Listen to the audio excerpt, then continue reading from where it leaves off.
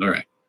Andrew says, which of the ancients, church fathers or philosophers, do you select as far as your main source? I don't.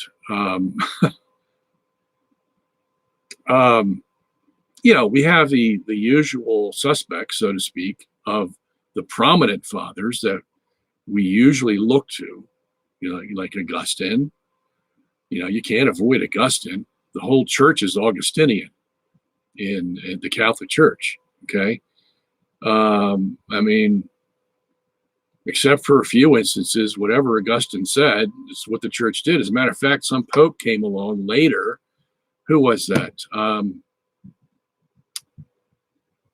Was it Pius V? I think it was Pius V, who said, because everybody would say to him, well, Augustine says, Pius V had to make some decree and said, look, not everything Augustine said is how the church is run or what we believe is doctrine.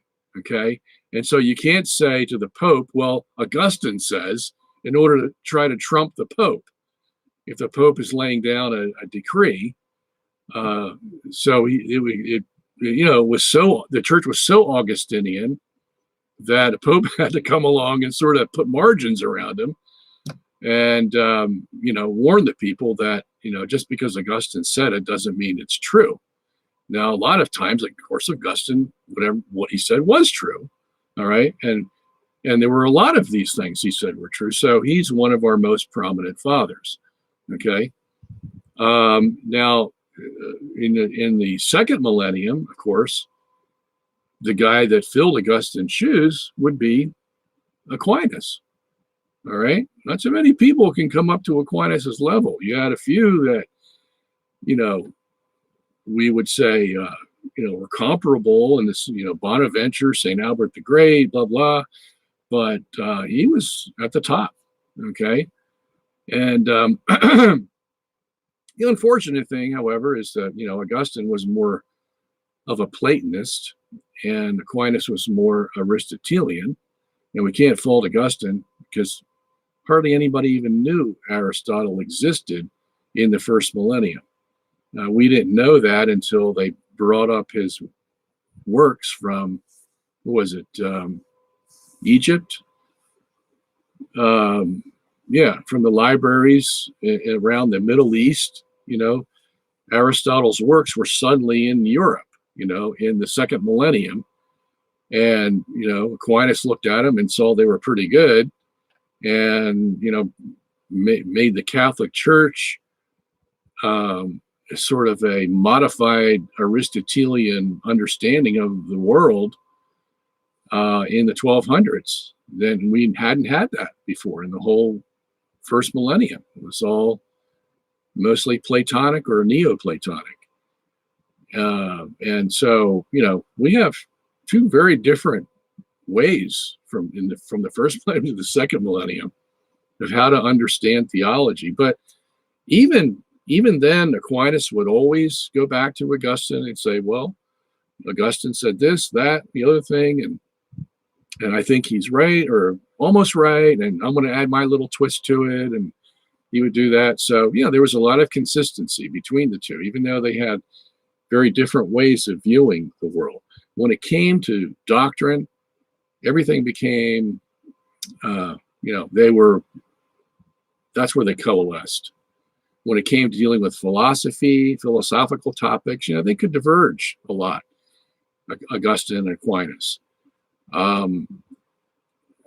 Because Aristotelianism deals basically with particulars and Platonism deals basically with universals. And it's very hard to join those two together, except just by saying that they should be joined together. But that was all in the philosophical areas. In the biblical areas, these guys were pretty much on the same level,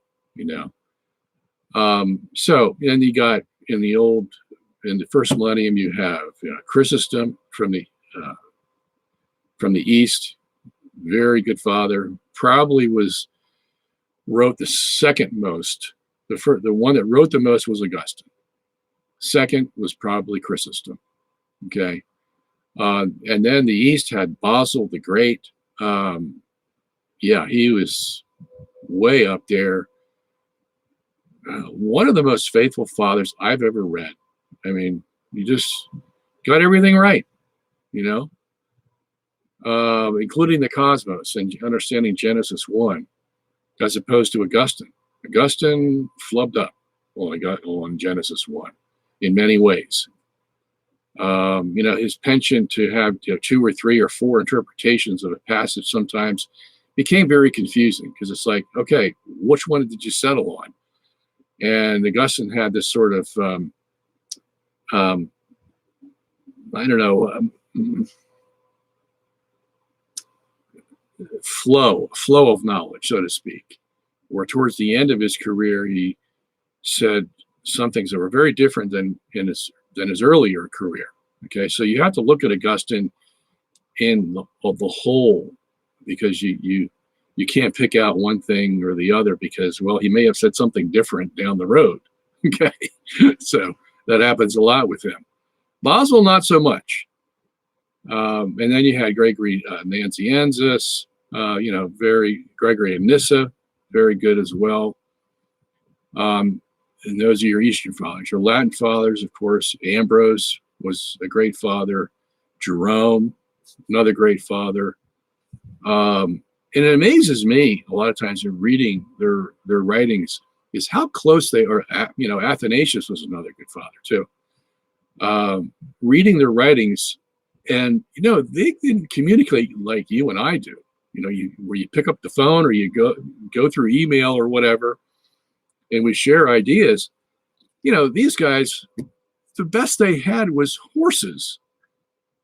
If they wanted to send a note to the Pope or another father or whatever to discuss things, they had horses, or they had a council, and that's it. So, there wasn't a whole lot of communication between them, and yet they were all writing basically the same things and believing the same things. And it's just a wonder. And that's why the church looked at all these fathers separated in different lands over many miles. And the only time they communicated together was in a council, unless they wanted to communicate by horse.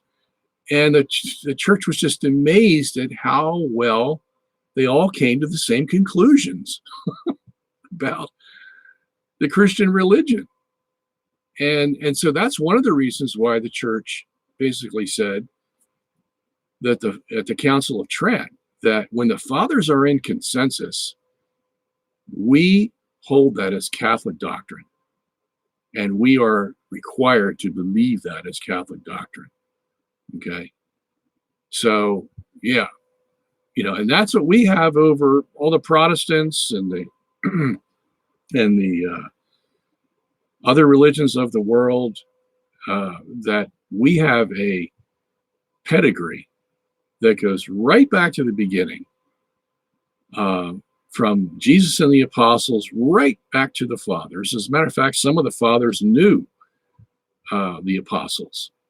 Okay, the Apostle John knew Papias, and he knew Justin Martyr, and Justin Martyr knew Irenaeus, and so we have this complete line of communication that is very important when you're looking at doctrine and what's true and what's not true.